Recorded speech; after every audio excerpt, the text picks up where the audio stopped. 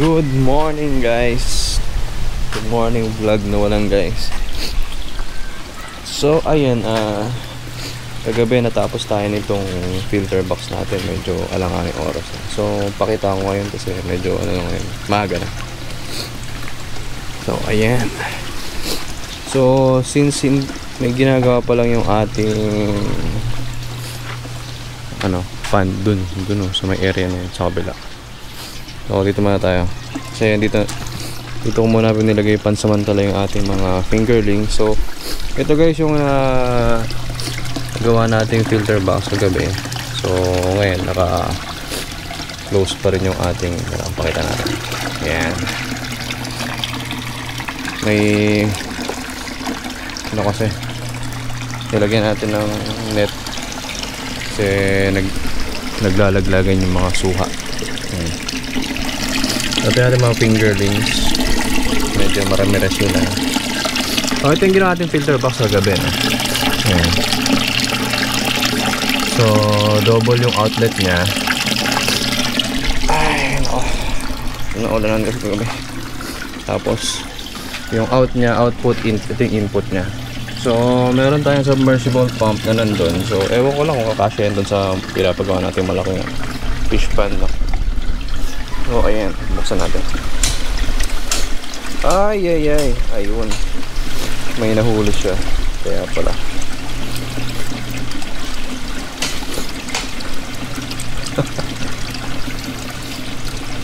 So ayan guys, no. So since maliit yung ating mga fingerlings pa. So may nakasama na mga ibang mga maliliit na fingerlings. Ayan, diyan napunta yung iba. Ayan. So mamaya huli natin yan para ibalik ko sa kanilang tirahan sa baba. Marami rin siguro, nasa 10 rin itong nahuli. Wala kasing walang net kasi dun sa So ayan guys, ito yung main natin. Kaso dito kasi may butas din. So ito yung filter box ko lang dati ng ating tubig. Ngayon ginawa ko lang to. So ito 1 by 1 to eh. Tama ba? 1 by 1.2 by 1 siguro. So more or less 1 point something ilan ba? Tignan lang natin. Papala. Ano pa tayo? 1.5 na lang natin. 1 times 1.5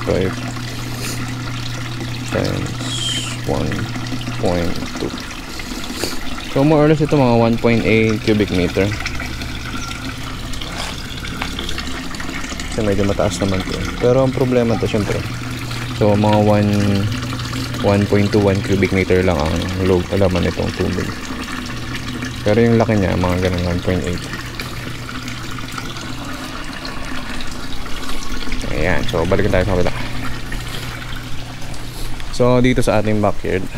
Ayan.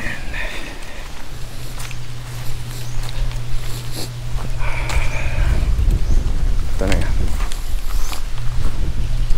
Sabi nila lagyan ko daw ng mga ayan. Lagyan ko raw ng 10 by 10 fish pan. Pero hindi lang, maliit lang. So dito lang tayo sa may gilid. Gagawa tayo ng ilan ba to? Sukat namin kanina 1.2 by 8.7 by 1.5. So more or less mga mga 60 cubic meter. Yeah. 60 to 70 cubic meter ito pag natapos. So since pang backyard lang naman na fish pan, so okay na to.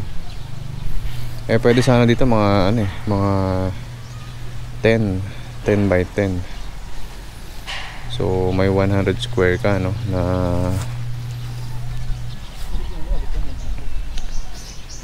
na fish pan, which is capable ng 500 siblings na malalaki na pwede kang makapag-occupy Pero since hindi naman tayo yung pang commercial, since pang backyard lang naman, so ganyan lang.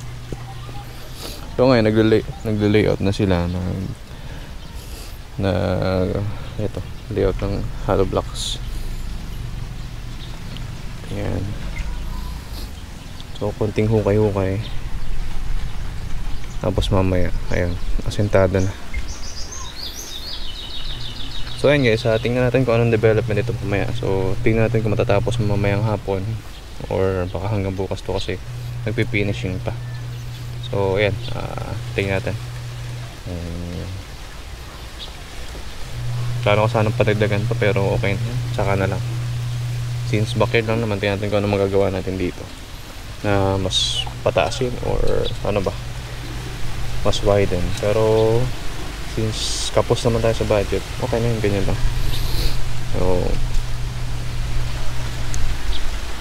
tara!